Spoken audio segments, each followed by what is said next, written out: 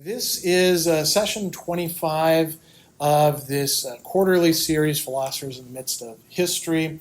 And we started doing this in 2016 and had to stop, of course, due to COVID.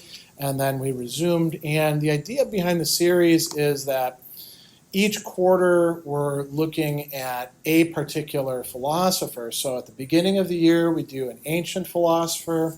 Then we do a medieval philosopher in May. Then we do an early modern philosopher in August, and then we wrap up the year with a late modern, like 19th or 20th century philosopher. So we've done this a number of times, and so this is the medieval one, and we've already done quite a few important medieval philosophers, starting with Augustine of Hippo and Boethius, both of whom wouldn't have understood themselves as medievals at all, because that term wasn't remotely around. And they're very close. They're arguably still within the ancient period to some degree. And then we did Anselm of Canterbury, and we did Bonaventure and Thomas Aquinas from the 13th century. So now we're backtracking a little bit. And we're looking at this guy, and also somebody who he was very closely connected with, who eventually he married, one of the great love stories of all time. So we're looking at Peter Abelard and his impact on that time. So we're looking really at the 12th century. And then the person that he was connected with was Heloise of Argenteuil. They actually got married at one point and then became religious. And when I say became religious, I mean they took religious vows. And we'll talk about why that happened. It might seem a little weird to do that sort of thing. And so in these sessions, what we do typically is we talk a lot about the historical context, what shaped these people that we're looking at, and what constrained them, in the society that they were in. How did they break some of those constraints? In the case of Abelard, there's a bit of breaking. There's also a good bit of succumbing to constraints as well. And then we also look at what influence did they have on later history.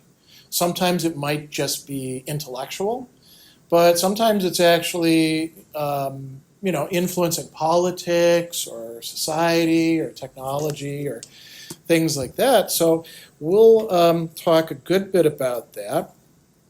And with Abelard, I think that when people know anything about him, it's typically not Abelard by himself, it's Abelard and Heloise. And that's become, like I said, one of the great love stories of all time. Like any good love story, there's got to be some sadness and disappointment in it as well. Can't be a completely happy ending. And so we're gonna look at those. For scholars of medieval philosophy, which is, if you're going to learn about Abelard outside of just general medieval studies, they often downplay the connection with Heloise. They're more like, well, we want to study Abelard for what he actually wrote and did. But I think we want to have kind of a nice balance between those things. And when I teach them in my classes, I've usually taught the letters between them, which is happening after they're married, after they've become religious. And Abelard publishes this very, I'll call it maudlin piece called The History of My Calamities, which is kind of an autobiography. It's definitely got a tilt to it. It's woe is me, all these terrible things happen. Some of them are my fault, some of them are other people's fault.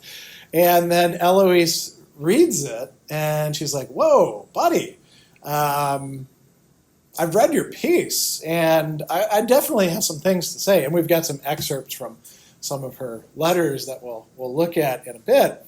And she suggests that they can still, even though they are religious, enjoy something like married life together, because they're also still equally married. So we're going to look at a bit of that. We're also going to talk about scholasticism. Abelard, like his earlier I won't say predecessor, but certainly somebody who's very important to medieval philosophy and theology, Anselm of Canterbury. Sometimes people want to say that these are like early scholastics. It all depends on what we mean by a scholastic, so we'll have to talk a little bit about that as well. Enlightenment people liked Abelard. They viewed him as sort of like a kindred spirit, and also as somebody who was crushed by the religious establishment. So the Enlightenment was against that. And I hope that you come away from this with the idea. I don't know how much I can do in an hour and 20 minutes or so, but that he was a really complicated guy. There were a lot of different sides to him, as well as to Heloise.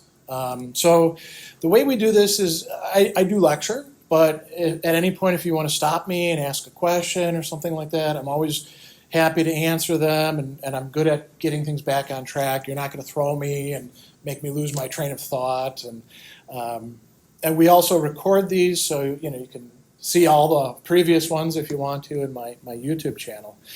So context, the medieval context. We usually think of the Renaissance as something coming after the medieval period, and that's usually how we classify things. But scholars talk about three, let's call them shorter and smaller medieval Renaissances. And there's two prior to the century that Abelard is largely living in. You notice that he's actually born within the 11th century, but he's living most of his life in the 12th century. So there's a Carolingian Renaissance, which is associated with Charlemagne and putting sort of like trying to reestablish learning and political structures and bureaucracy within European society under Charlemagne and his heirs. And then we get what's often called the Ottonian, after Otto's, Renaissance. And these are both a little bit shorter. And then people talk about this 12th century as being itself a Renaissance. And so what is a Renaissance? It's a rebirth. It's no longer Dark Ages, ages where we don't have a lot of records. All sorts of interesting things are happening in Western Europe at the time of Abelard's birth and childhood and early adulthood. So you got all sorts of developments happening in terms of religion and politics, society, economics, even technology. As we're going to see, he's going to name, he and his actually I think Heloise had more to do with it than Abelard. They're going to name their kid Astrolabe after a piece of technology that is very impressive for the time, and which is fairly new. So you think about what's going on around this time. The Norman state, after the conquest in England, has thoroughly Normanized parts of it. Actually, depopulated some of the north. William was kind of a bad guy in some respects. And his heirs have gone on. Anselm of Canterbury ran into trouble with some of them. We see the kings of France slowly expanding their domain. Paris is becoming a really important city, and Abelard's going to spend a lot of time there. Of course, we've got the Holy Roman Empire and all the things that are going on with that, the papacy. And we see that religiously, there's a lot of interesting things happening. One of them is, you could call it a kind of attempt to standardize and reform things, centered from Rome, but going out into all these parts. And so, questions like, can a priest be married? In some parts of the Western Christendom, they could, in other parts they couldn't. And then the Gregorian reforms are trying to, put an end to that sort of thing. Everybody's got to be on the same page, and there's more and more discipline. There's also monastic orders that are incredibly important. The Benedictines have been around for quite a while. What we see happening in the 12th century is, you could call them new orders, but they're really internal reforms of the Benedictines that are happening. So the Cistercians, which Bernard of Clairvaux is going to be connected with, right? They feel like the other Benedictines are pretty loose and lax in their morals, and they want things to be better. Cluny is one of the great monastic houses, and they give rise to the Cluniacs. There's others like the Carthusians, which we get the term chartreuse from, right? After the liquor that they made and the color of it. The Pre-Montestensians is a hard one, which are not actually monks but canons, founded by St. Norbert, right? And we've got St. Norbert's College here in Wisconsin up north. They were also interested in and had access to all sorts of Latin authors. So Abelard and actually Heloise as well are going to read all sorts of interesting ancient authors, including philosophers like Seneca and Cicero, but also poets, other writers as well. There's a growing movement of education, and education is in part taking place at fixed locations. So the monasteries had for a long time educated monks and nuns, right? But they would also educate the local people. So schools begin to be established there. And then at the cathedrals, you would have schools as well. And, you could say that mostly it's religious people studying there, but other people who had an interest could as well. And then you have these wandering teachers who will just kind of go around, and wherever they can make a buck by having students, they'll open up a school and teach the liberal arts to them.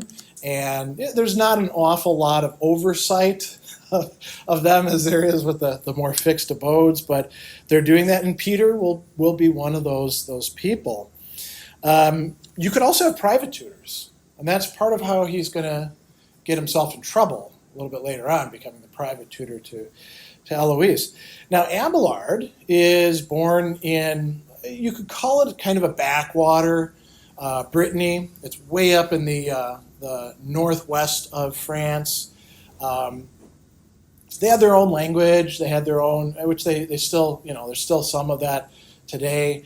They had their own kind of culture there, which is closer to that of other Celtic people like the Cornish and the Irish and the Welsh and Scots. But they're officially part of France, more or less. I mean, what counted as France at that time, a little bit, in flux.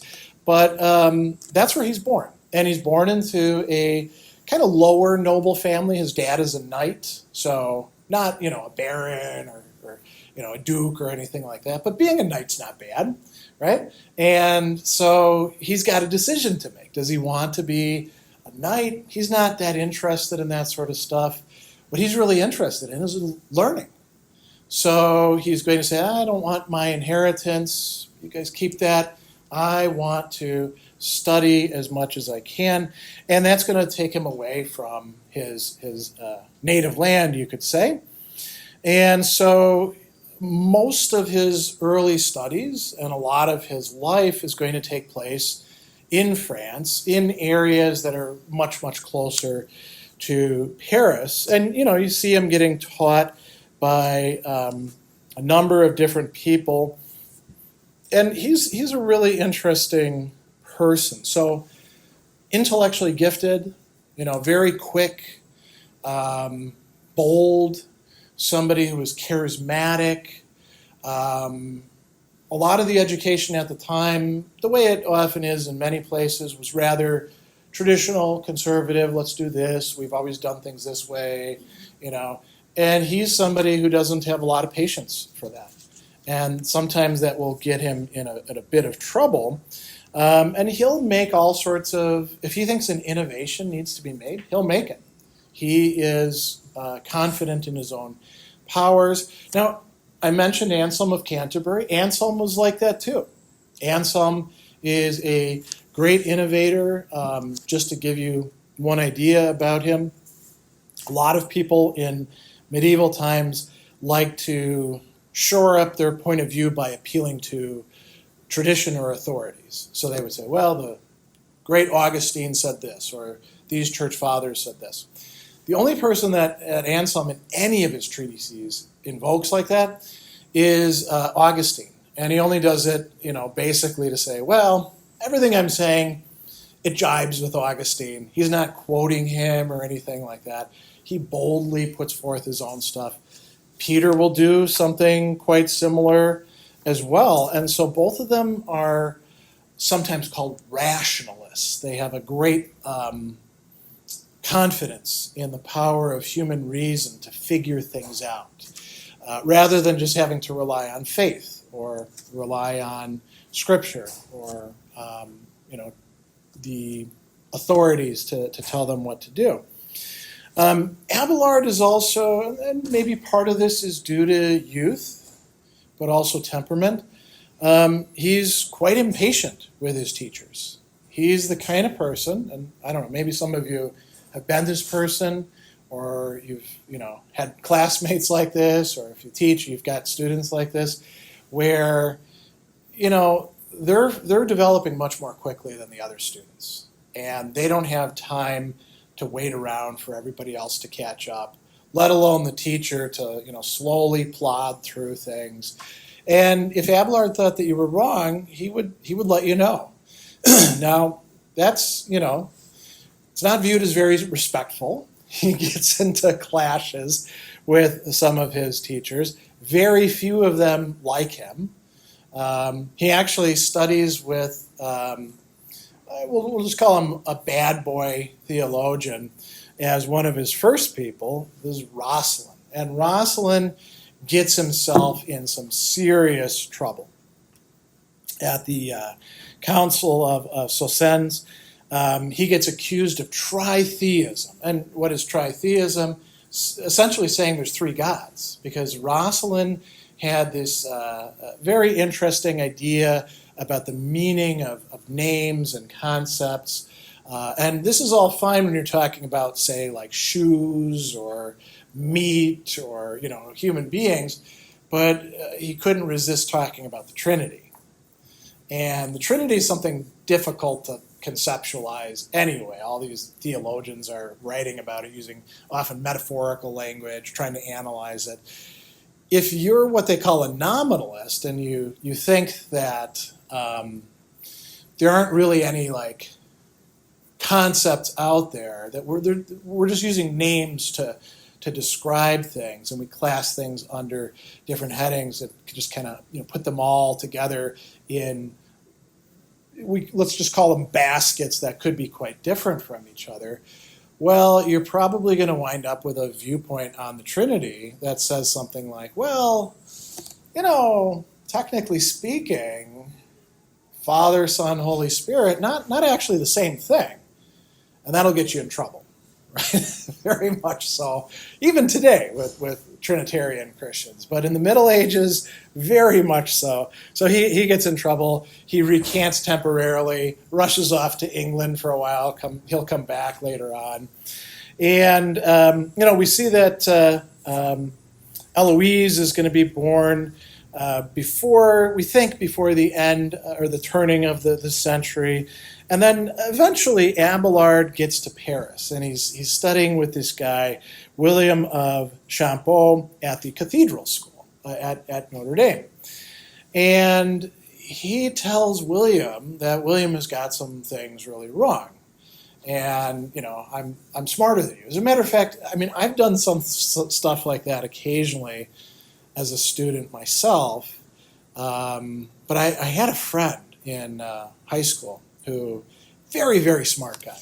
And he couldn't resist doing that sort of stuff. And unfortunately, he was usually right, And so that's going to make the teachers even more angry with you when you make them look foolish. And that's what Abelard does with William.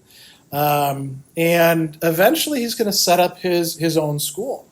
And what he's doing here then is he's poaching students.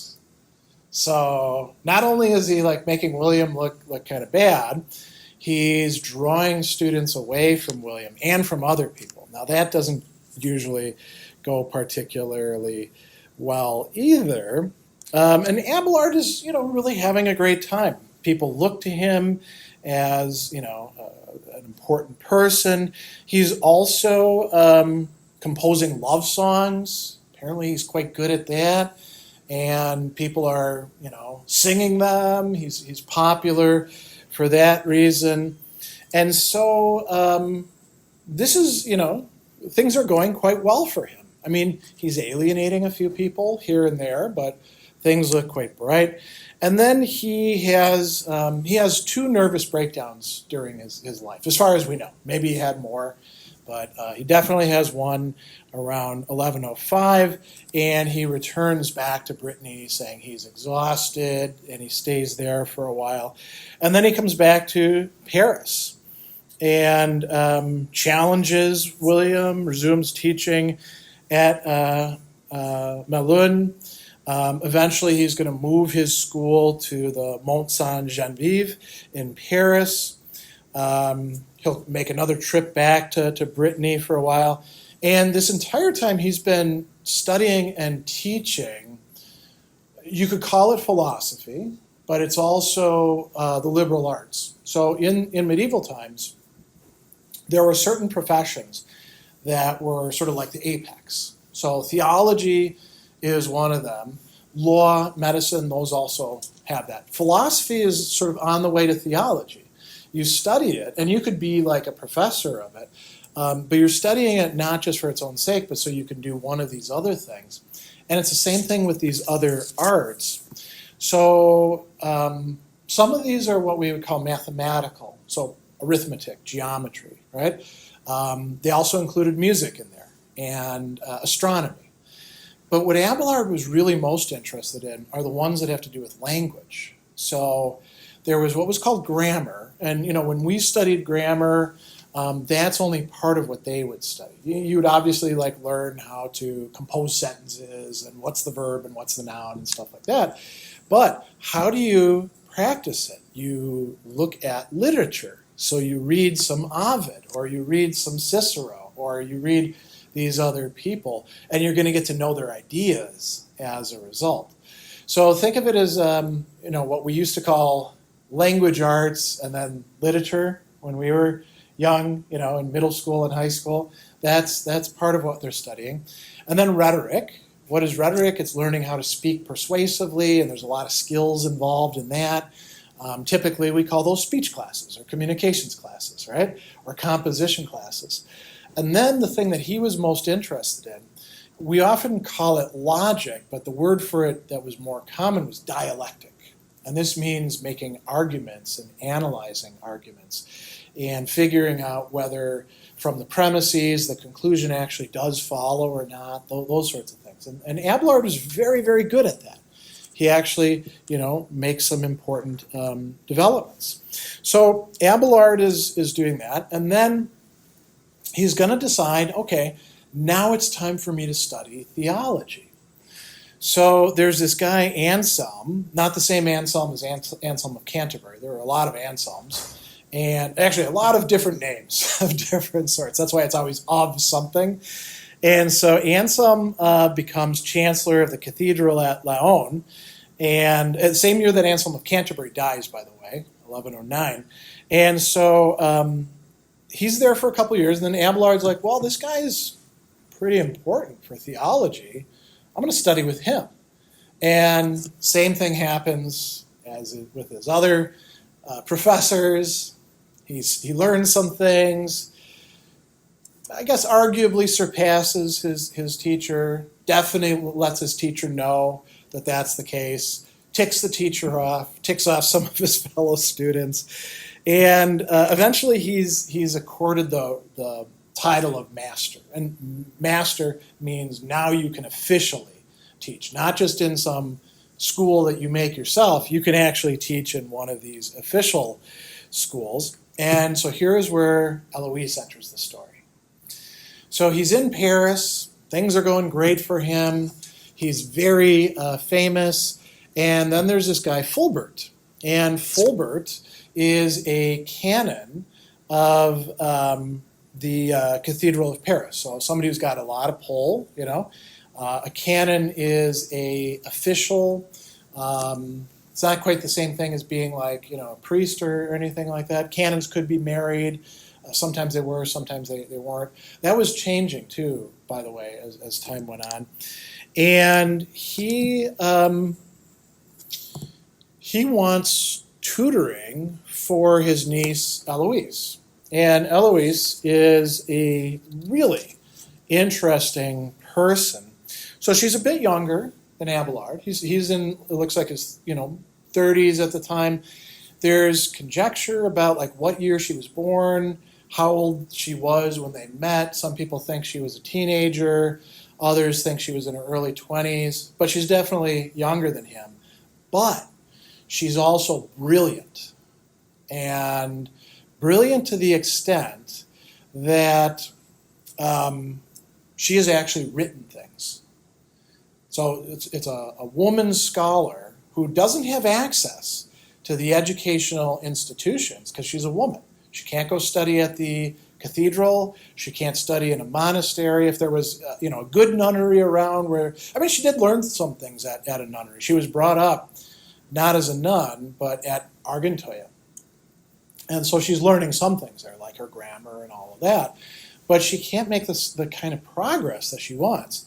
So her uncle gets the most famous teacher in town and says, this is going to be your tutor. And they hit it off right away. And when I say hit it off, like, it's not just, so we can think about the way we portray romance and stuff like that in movies or books.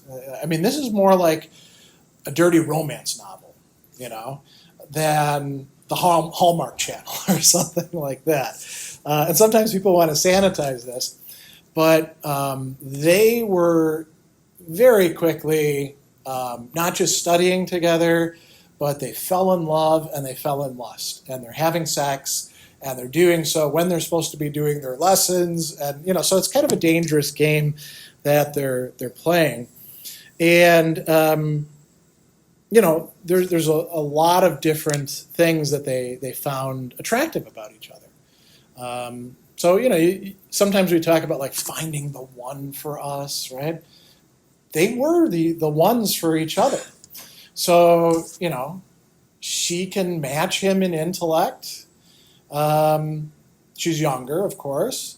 He actually says, it wasn't actually her looks that attracted me so much as her mind, but they're both kind of good looking and getting along really well. And eventually Fulbert figures this out. And Fulbert is like, we're going to put a stop to this. So he separates them. They just meet in secret. They find places to be together. And then Heloise gets pregnant, which is, in medieval times pretty much bound to happen. Not a lot of contraception or anything happening at the time. She's fertile enough to have kids. He's evidently so as well. And now what are they going to do? This is a kind of a big problem. So Abelard sends Heloise to his family in Brittany because it's a place where she can have the kid. He's got a sister there who will help out, and she names the kid Astrolabe. They have a son, and then she comes back. Abelard actually, Fulbert wants them to get married. Abelard is actually pretty cool with that himself because it'll get Fulbert off his back, who's not happy with him. And Heloise doesn't want to get married. And she actually, in some of the letters that we're going to look at, she's like, I'd rather be a concubine than a wife. She's not in favor of marriage as an institution. She also thinks this is going to get in the way of Abelard's career as well, because he's a rising star. But if you're married, there's some positions that you can't hold. So she's thinking about that. Abelard is like, no, we really do need to get married. So they get married secretly, which, again, pretty common thing at the time. And she returns to Fulbert's house. Fulbert then really kind of stirs stuff up. So he makes it public, this private marriage, and then she denies it.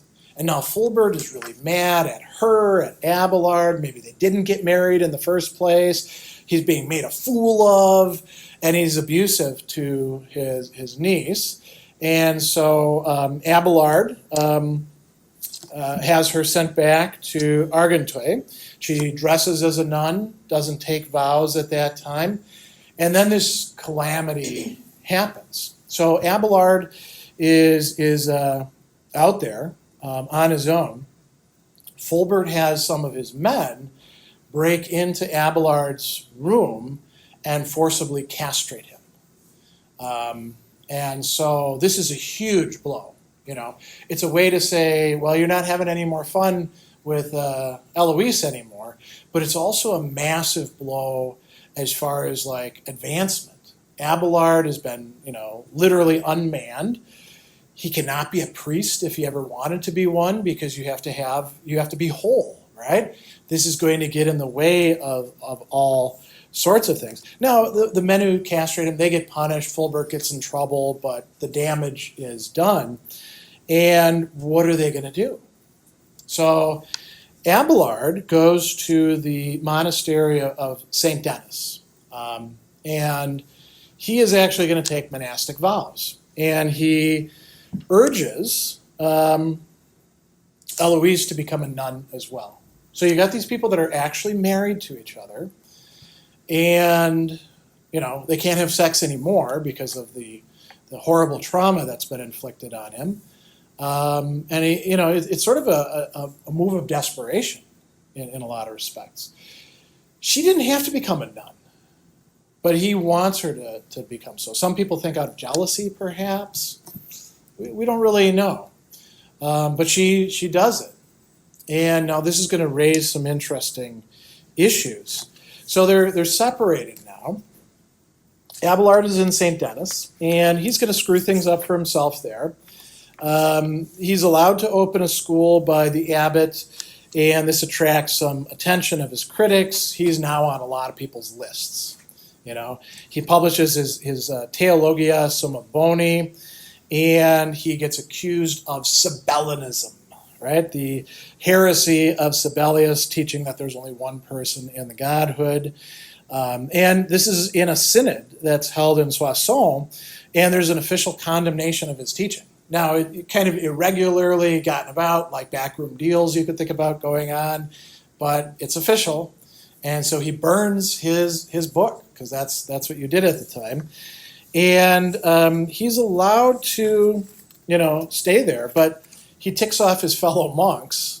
Abelard suggests that the St. Denis, or Dionysus, that the place is named after, the patron, is not actually the very famous Dionysus, we now call him Pseudo-Dionysus, the companion of Paul, Dionysus the Areopagite, but rather a different Dionysus. And arguably he's correct about that. But telling people that, the person that, imagine, so we're here at the Frank Weinberg Library. Imagine if somebody was like, well, there's two different Frank Weinbergs, and the guy that we've got a picture of and think was a really good guy, not that guy. It was this guy over here, who's not a bad guy, but certainly not an important person like this, right? That's what he's doing.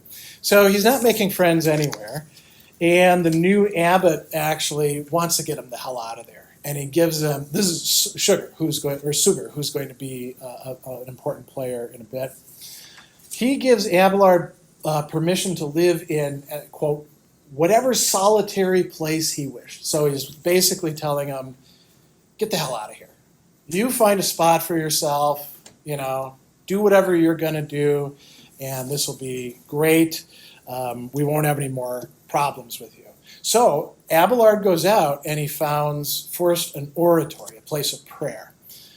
But then people start coming to study with him, and this becomes the Paraclete, the oratory of the Paraclete. And now he's got, things going on there. They're building buildings and stuff like that. And then he gets invited to become an abbot. So now an abbot is the person in charge of a monastery. They're the number one person. They actually have the same powers as a bishop within their domain. And it's back in Brittany. And so, he's a native guy. He's basically being invited not back to his hometown, but to a place in that country. And it turns out to be a real bad move, in part because these monks, they're used to things being nice and easy and lax. They don't like a guy coming in stirring stuff up, let alone some big intellectual. And it gets so bad that Abelard says that they tried to kill him. Is this true or not? We don't really know. But certainly there was a lot of hostility there. And so eventually he's going to come back to Paris.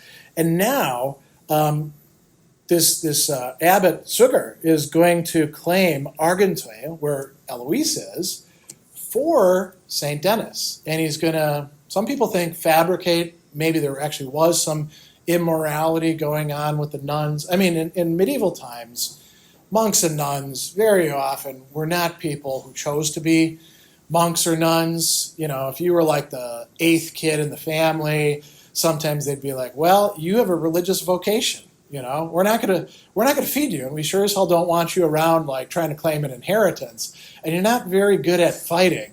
So, and you seem kind of bookish. You're a monk or you're a nun.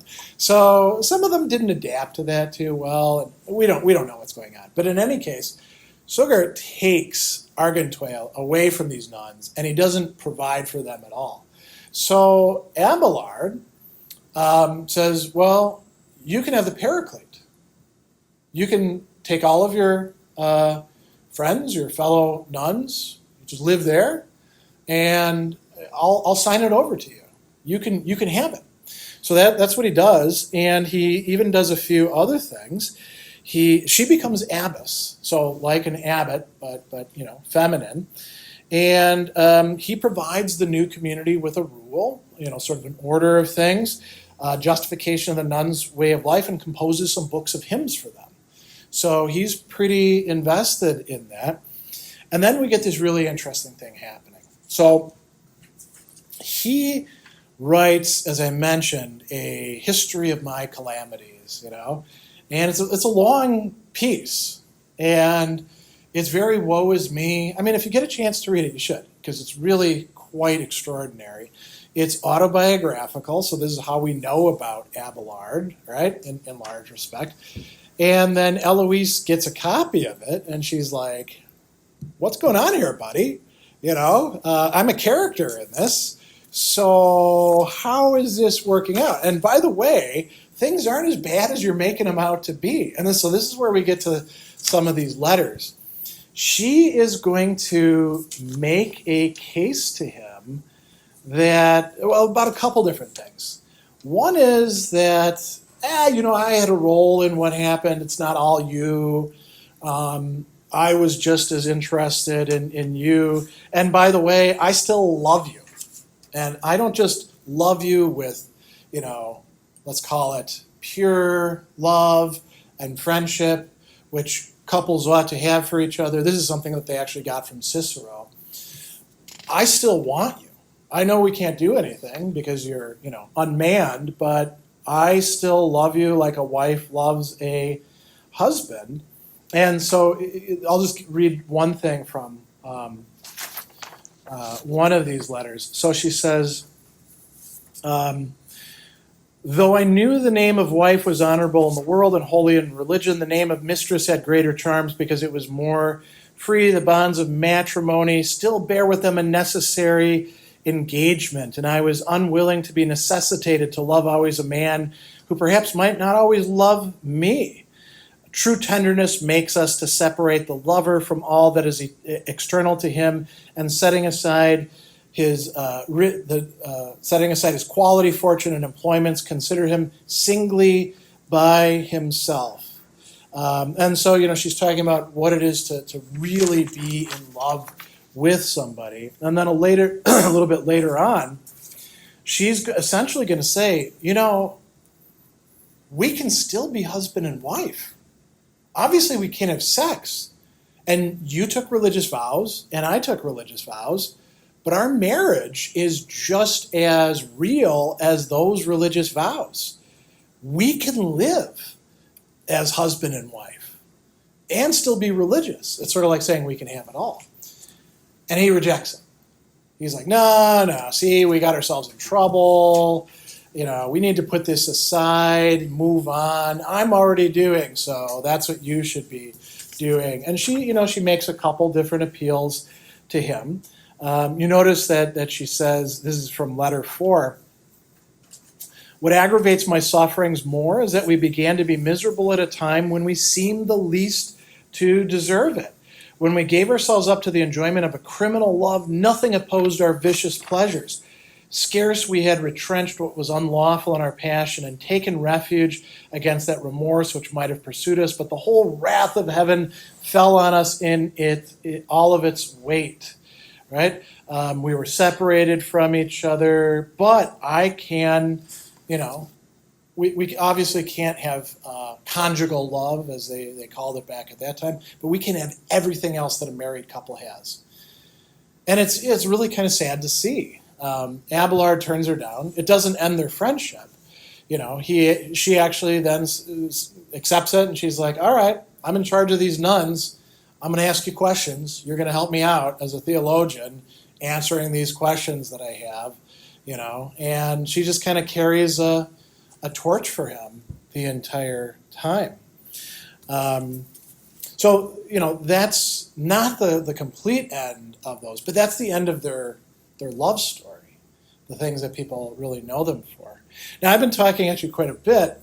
This is probably a good place to pause for a minute about anything that might be unclear, you want to know more about, or raise some questions for you. And then we'll talk about what happens to these two after that, which is not great, unfortunately. I mean, parts of it are great, but yeah.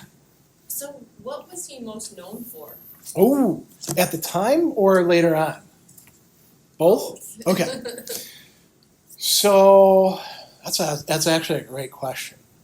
It depends on who you ask, right? If you ask people who like Abelard for being a brilliant, innovative thinker who's making, new contributions in logic, possibly even in theology.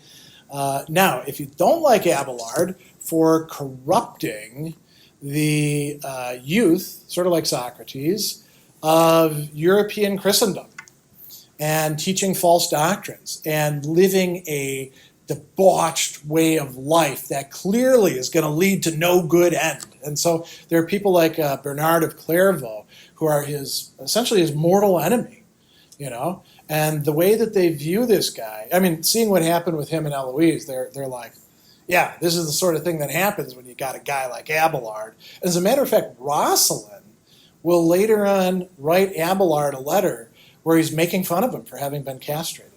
So there's a lot of people kind of heaping onto him. You could say he's a polarizing figure. He does make some, pretty interesting, important contributions in terms of the works that he writes. So we're going to talk about some of them in a bit, because most of the writing happens, or at least gets published later on. And, he's viewed as a really important medieval theologian and philosopher. And then, there's, I guess you could say, people at the time know about the love story, right? The History of My Calamity circulates around, people read it. They know who Heloise is, they know who she was. And so, again, the same people who don't like Abelard, they're not going to approve of that. And the people who do like Abelard, they think, wow, this is an amazing couple. Too bad things didn't work out for them. So. Did the church like him? Well, so that's another interesting question. The church is composed of different people, right? So each of these abbots or eventually the Pope are representing the church. So the church is, in a way, at odds with itself about Abelard, And so historically, has he Oh. not been one of the? You mean like being a church doctor or something like that? Well, yeah. I mean, I know he's not a doctor, but Yeah. And with his writings and things like that, is he viewed like maybe Boethius, or is he viewed as something else? Probably lower. I mean, he is convicted of heresy, which is a big no-no, right? And not just one, but a number of them. And even people who like Abelard, some Abelard scholars are like, well, yeah, he probably was this, he probably was that, formally speaking. But he actually makes arguments about like what we ought to do with heretics or non-believers as well. There was I think it was Benedict had a discussion a while back where he was contrasting Bernard of Clairvaux and Abelard. Bernard was one of the church fathers, and he was talking about their different theologies and that both of them were, important thinkers. So there's more of a recognition, but it wasn't quite an endorsement, So he remains a kind So if of. it wasn't for his relationship with Heloise, would he be viewed as? That kind of capped it, I mean, he was already distrusted.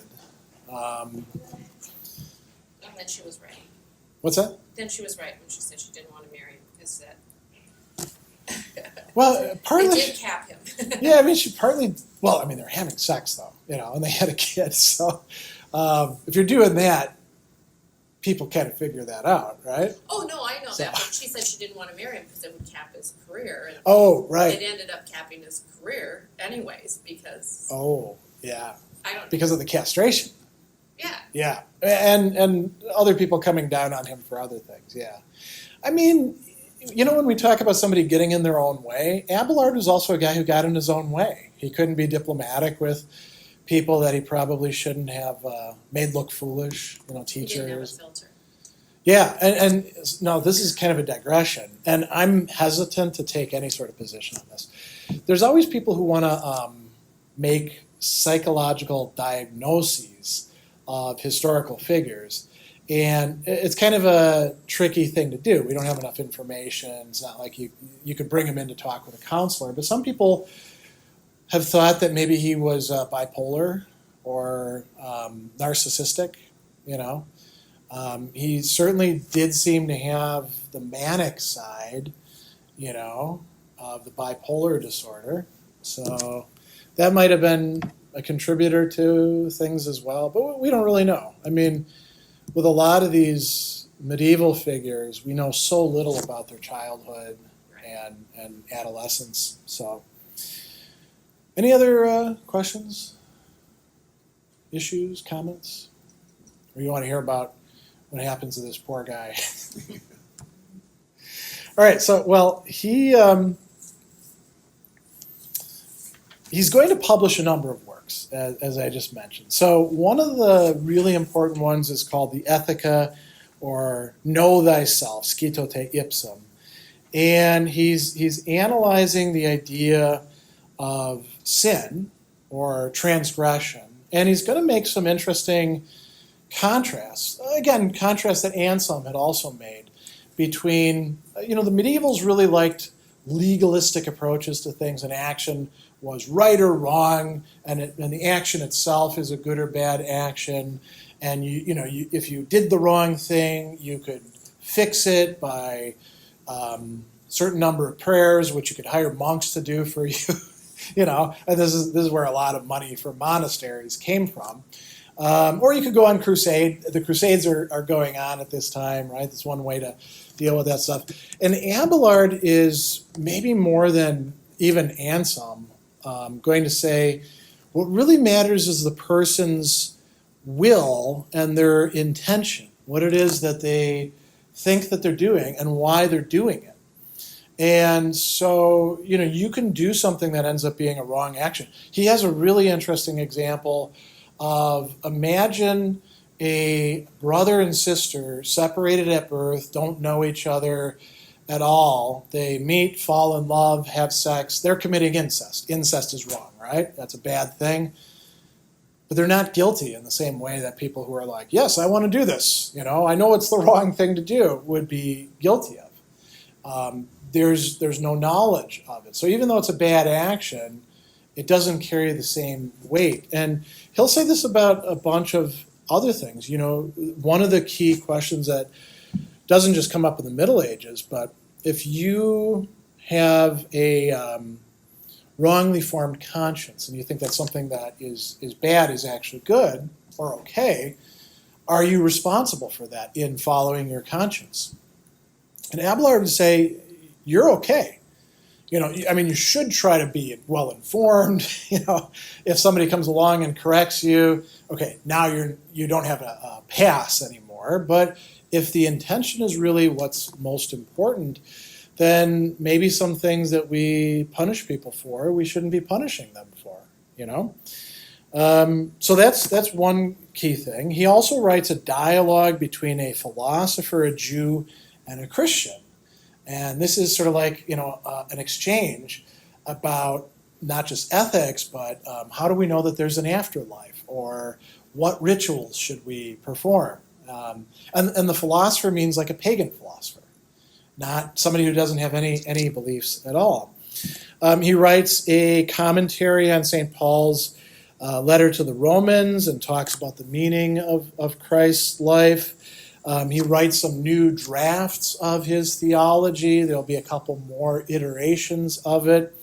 And then probably the work that he's most famous for is his Sic et Non, yes and no. And this is a collection of church authorities, so like, early church fathers or scripture, stuff like that, looking at important questions and then coming up with arguments on one side and arguments on the other side. And now, going back to that question, how do people look at him? So some people are like, you SOB, you're just trying to undermine the authority of the church by doing this. You're trying to make us look like a bunch of fools. That wasn't what he was up to. He wanted to say, there's a lot of things where you can look at it either way. If we want to be thoughtful, well-informed about Christian doctrine and life, we actually have to look at both sides and see where the stronger arguments are. We don't want to just bury our head in the sand and pretend that there's agreement on stuff that there's actually real disagreement about. And he kept on adding to this over the course of his life. He would find new things to write about, new cases, and so he's a tinkerer, you could say, when it comes to that. Now, he is going to get accused, as I mentioned, of heresy. And William of St. Thierry is going to say that there's heresies in Abelard's teaching. He writes to the Bishop of Chartres and to Bernard of Clairvaux and denounces him. And there's another theologian who also denounces him. And so Abelard, he's really good at debating. He's really good at arguing, disputation, they called that. And so he tells Bernard, okay, you gotta meet me, and you got to make these claims against me, and then we'll talk about it. We're going to argue about it at the council. And if you don't, then you're slandering me, and then you're in trouble, buddy, right? So what Bernard does is he does kind of an end run, and he meets with the various bishops before the council and gets them to condemn a bunch of propositions, which he says are in Abelard's works. So when Abelard gets to the council, he's confronted with this, and it's kind of over at the time. And this is where he has another breakdown. According to Geoffrey of Auxerre, his memory became very confused, his reason blacked out, and his interior sense forsook him. The interior sense is the part of you that's in charge of putting all your sense impressions together and memory and all those sorts of things. So something happened to the guy. He couldn't talk, he couldn't respond to it. And so, how are other people going to look at it? Well, obviously he's guilty, Otherwise he wouldn't be so affected. So Abelard leaves, and then he decides, well, I'm going to kick this upstairs. I'm going to go to Rome. I'm going to appeal to the Pope himself. And he starts going there, and on the way, Pope Innocent II declares Abelard a heretic and imposes on him a penalty of perpetual silence and banishment. So perpetual silence means you can't teach, you can't take any sort of public stand on anything. And by this time, Abelard's pretty old, and he's on the way to Rome, and he stops at Cluny. Peter the Venerable persuades Abelard to stop and give up his journey. And then Peter, who's also friends with Heloise, known her for a long time, he tries to smooth things out. He arranges a sort of reconciliation with Bernard. He eventually will get the Pope to clear his name of heresy charges. So he's got a lot of pull. And he tells the Pope, this guy's just going to stay here. He's not going to be any trouble whatsoever. And, Abelard is eventually going to die. It looks like he had some sort of skin disorder, and we don't really know what it was, and gets a fever. So he might have, picked something up somewhere. He's an older guy, so he's probably, and he's also lived a pretty hard life. So he's probably, not that well off. And so he dies. And they bury him. Heloise is going to go on with her community. She's actually elevated to this rank of prelate nullius. Eventually she starts establishing daughter houses of the Paraclete, and a daughter house is sort of like a colony. You've got enough nuns, you send them off somewhere else. Apparently she was not just, pretty smart when it comes to scholarship. She was actually a good businesswoman. And so she managed all these affairs quite well. She's going to die in 1163, and she's going to get finally reunited with Abelard. They're buried together, and that's kind of the end of their lives. It's not entirely the end of their story. So, this captivated a lot of people. And I'm just going to give you a few examples of how this shows up. So there's a guy who writes, his name is Jean de Meun, and he writes the Roman de la Rose, which is a very important medieval text. And this is about, 100 years later, maybe a little bit more. He's also one of the first translators of Heloise's works. So he knows her stuff. They probably have access to writings that we don't have anymore. And he is going to tell their story. And it's going to be a very romantic story, right? Doomed love. Petrarch, the great humanist in the early Renaissance, he gets a copy of their correspondence, which includes the History of My Calamities, translated by Jean de Meun. And he adds a lot of notes to it, and eventually starts, sending it off to people. Somebody else, much later on, Alexander Pope, is going to bring the whole story back in fashion when he publishes this tragic poem, Eloisa to Abelard. Now, he's playing fast and loose, the way that poets often do, right? He's not like taking the stuff word for word. Somebody else who, probably read a lot more of, Mark Twain, actually talks about them in Innocents Abroad. Now, he tells a satirical version of the story of Abelard and Heloise, and people are still writing about it and even making shows about it down to the present. Music, too. People are composing songs about it. One great medieval scholar, Etienne Gilson, writes a book, Heloise et Abelard, in 1938, which contains a historical account of their lives and also some of Abelard's philosophy as well. So they have really made a significant impact. Didn't help them at all, didn't bring them together in the way that they would have liked, but in a way they kind of got the last laugh, because we're still talking about them today. And who's talking about Abbot Suger, or Bernard of Clairvaux, or people like that, or Pope Innocent II. Abelard himself, and we should talk about him a bit more since this is about him. Abelard himself, to go back to that question, he's an innovator. And so he's not the only person introducing these ideas to the 12th century, but he's kind of a heavy hitter when it comes to these. So the idea that non-Christian religions could play a role in what was called the preparation for the gospel, the preparatio evangelia, I think. He's advancing that in his dialogue between a philosopher Jew and a Christian.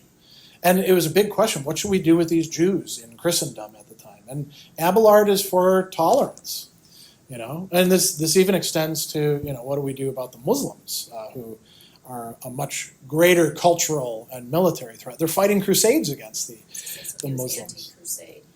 Well, so that's interesting. Abelard is not anti-crusade in the way that Anselm was. Anselm of Canterbury, in one of his letters, he's asked by a guy who wants to go on crusade, and he's like, great idea if you want to put your soul in, mortal danger. Don't go on these stupid crusades. You got stuff to do right here, And Anselm also refused to cooperate in raising money for crusades. Abelard he's not, you could say he's not involved in it. Bernard is preaching crusades. So it's very clear where he sits.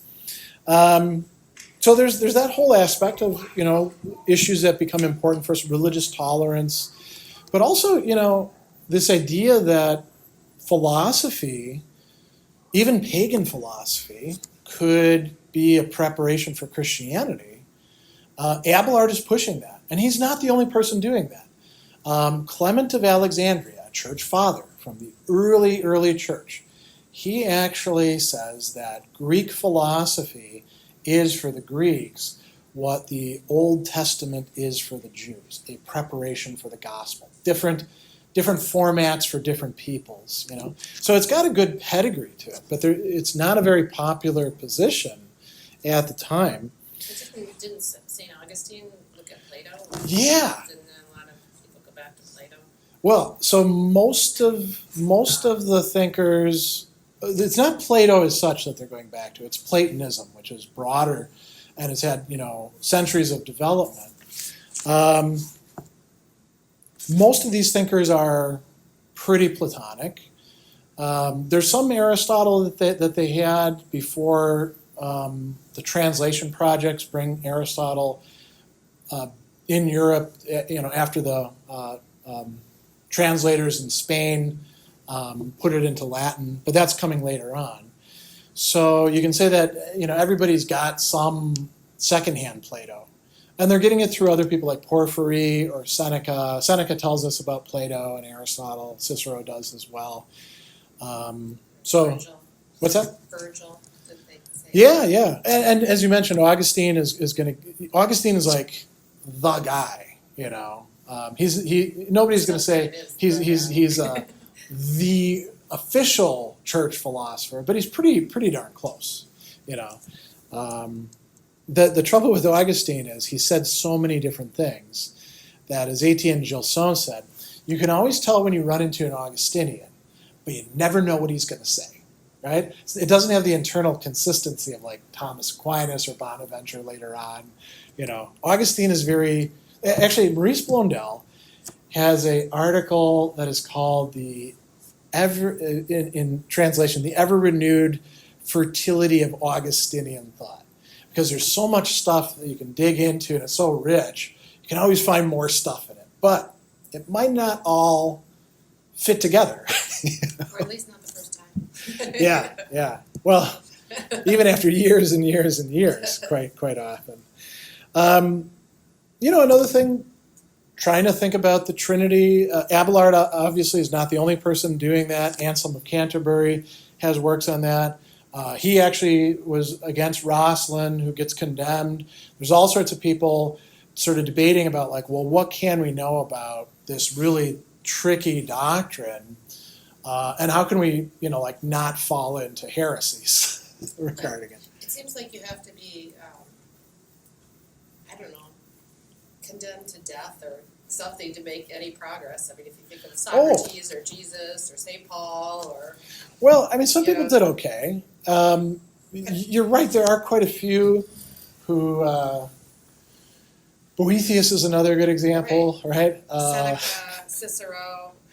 Yeah, I mean, Cicero gets to write a lot before he finds... And his killing's essentially just political. It's Mark Antony's guys who assassinate him. Right, but it's like it's like stir controversy and people of power don't like you, so they're going to take you down. Yeah, I mean, there is definitely some of that to advance some... going on. I wouldn't say that's the only way to advance things, right? I mean, it just seems like either you're in prison or you're like... look at Thomas Aquinas and Bonaventure. Bonaventure is head of his order, so he's not getting in trouble with anybody. Yeah. Thomas does get some heat from the bishop of Paris earlier on in his life, but he gets out of that and he does okay. So I mean, not everybody has to suffer necessarily, but you're right, there is an awful lot of it in philosophy. Another key idea that we mentioned, intentionality in ethics. Let's not just look at the action and whether you broke the law or didn't break the law or what the penalties are going to be. What was on your mind? And this is something where you can say, arguably, it's not a direct influence, but, as our legal codes have become more sophisticated, they take into account, ideally, what the mindset of a person is. So, Abelard is kind of contributing to that. The whole sic et non idea of here's some arguments for, here's some arguments against. It's not the only time it's been done. Cicero is somebody who in his dialogues does that. But to set them up in here's the arguments, here's the arguments against, here we're going to make it into one chapter of the work. Well, that's what the scholastics did. Abelard's not himself a scholastic, in part because you got to have universities, and there aren't universities at the time formally in order to be a scholastic. But they're adopting that method.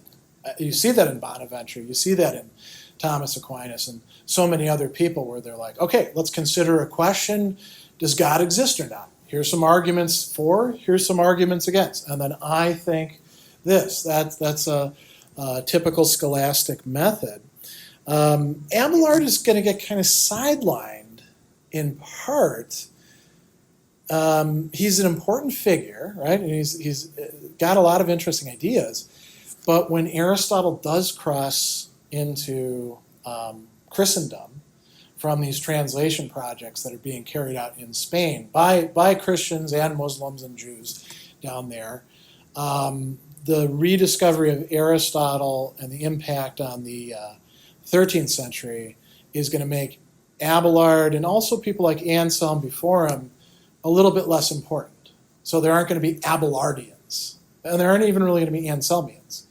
Instead, the scholastics are going to be looking at, well, how do we take this stuff coming from this pagan philosopher who we know has some stuff wrong, like the world is eternal. We know that's wrong, right? Has to be created. What do we do with this guy who seems to be pretty good at a lot of stuff? But Abelard's interest in language, that's really central too. That continues through in philosophy all the way down to the present, I think you could say. Some people want to make claims about Abelard that turn him into something that he really wasn't. Like some people want to say he was one of the first Protestants, but he never wanted to leave the church. He just kind of wanted people who were narrow-minded and vindictive and using the church apparatus to leave him the hell alone, or stop teaching her. Would you stuff say like he's that. like the first of the, not absolute, but moral, equivalents, or that there's not an absolute moral right and wrong? No, he thinks there is absolute moral right and wrong. It's just Well, hard. It's but just how is the harder to get to. intention? But I think when you're talking about intention, it's like You can still have good or bad intentions. Like you can be like, I guess as a society, though, if you have people that have good and bad intentions, then I didn't mean to yeah, murder somebody, or kill somebody, but you still the killed act is still somebody. bad. Right, but yeah, I mean maybe that's why there's degrees, but I don't. Yeah, no, he's not denying that there is absolute right and wrong. Ultimately, it's the divine law that gives you that. It's just a hell of a lot trickier to figure out how to align what's most important about the human being, which is our intellect and our will, with that divine law than some of these other ecclesiastics were talking about. So, and again, Anselm also thinks what makes an action good is a good will. What makes an action bad is an evil will.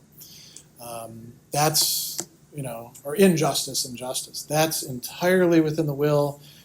Anselm says we call actions, states of affairs, stuff like that, rightly understood, good or bad, based on the will that it comes from, which ultimately should align with the divine will.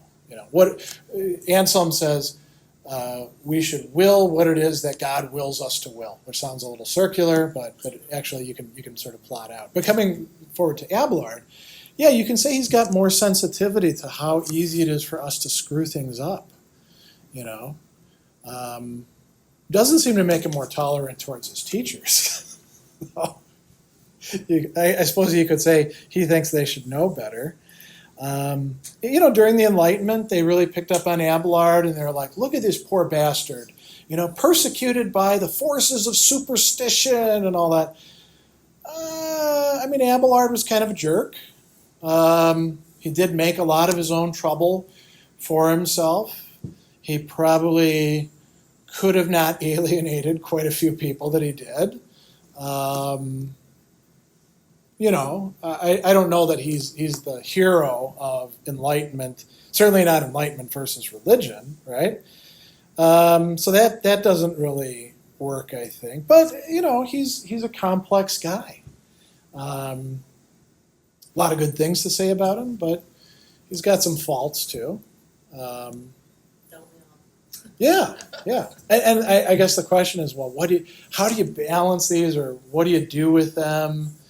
He wasn't a terrible guy. I personally, when I read those letters between him and Heloise, I'm like, I think she's right. I'd be interested to see what the rest of you think about this. They are married, right? They did the right thing after screwing around and being secretive and all that. They got married the way they should have. And then they took religious vows. Why can't they both fulfill those religious vows? They're not going to have sex, but they are going to have like a resumption of this special close relationship. Why couldn't it accommodate that? She's making pretty good arguments for that, and he's just I think he's like, I've had enough. Are they going to live at the monastery? Well, they could have lived at the Paraclete, She was by that time the abbess of the Paraclete. He spent time there. Was there other men there? Him. Yeah, maybe there were groundskeepers or something. Right. We don't really know. But the groundskeepers were not being invited to a special relationship with the abbess. I understand that. Yeah. Maybe there was the worry about creating scandal on his part. Right. But it sure doesn't. He sure picked a weird time to start worrying about scandal, didn't he? At that point. Right? Yeah. So yeah. Well, it's Well- sort of like they had to choose. What's that? It's sort of like they had to choose, and she was choosing to be married, and he was choosing to be religious. Yeah, that's the way he imposed it. She's choosing to be both religious and to be married, saying that's a possibility for them. And he's like, no. Our sins, we got to deal with them. Let's put that whole past part of our life behind. I mean, the fact that so in both pagan philosophical discussions and in monastic discussions about marriage, which were indebted to these, like Cicero and people like that, there's this stress that husband and wife should be united by love for each other, like caritas, a love that's sort of other-oriented, but also by friendship.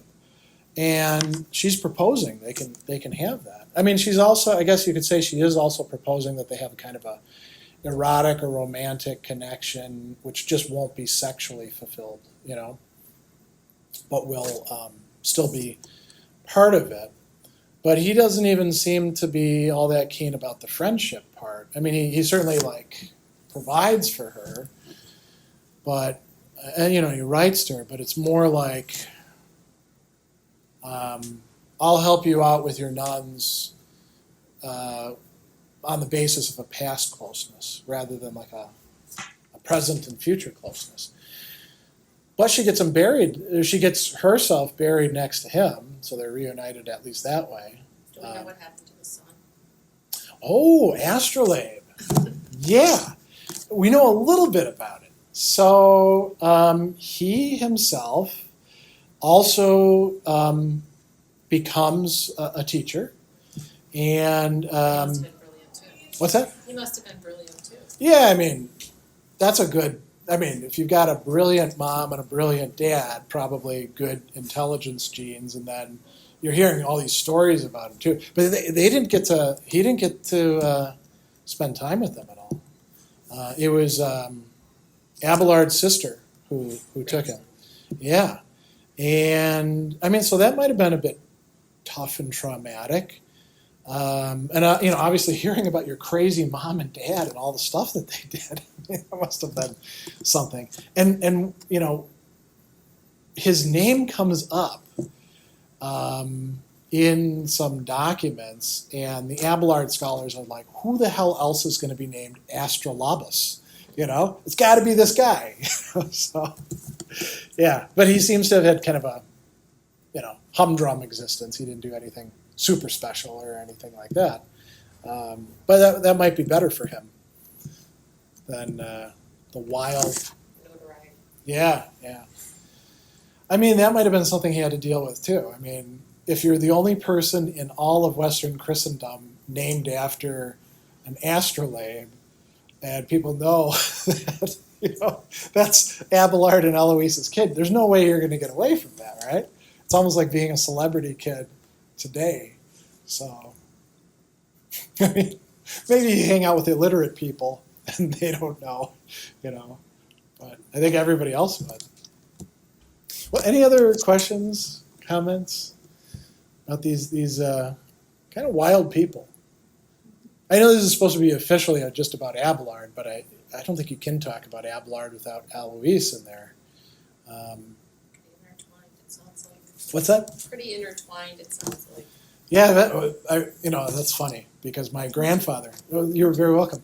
My grandfather, when he was being euphemistic about people having sex, he would say that they were entangled. So yeah, they were intertwined in multiple ways.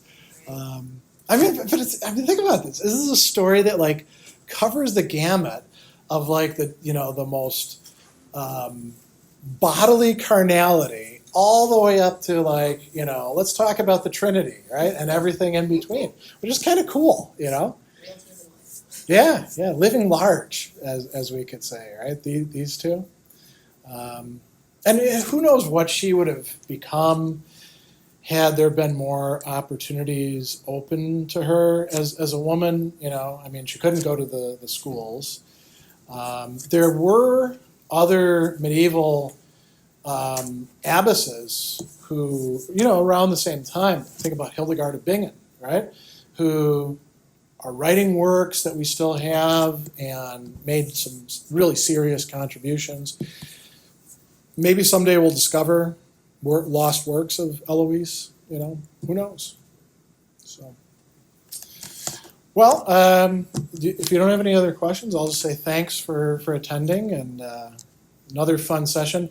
We will be resuming in it'll be August, I think, with Immanuel Kant, another big heavy hitter, and we'll finish out the year looking at somebody who's a philosopher and a novelist, Iris Murdoch, who I'm a big fan of.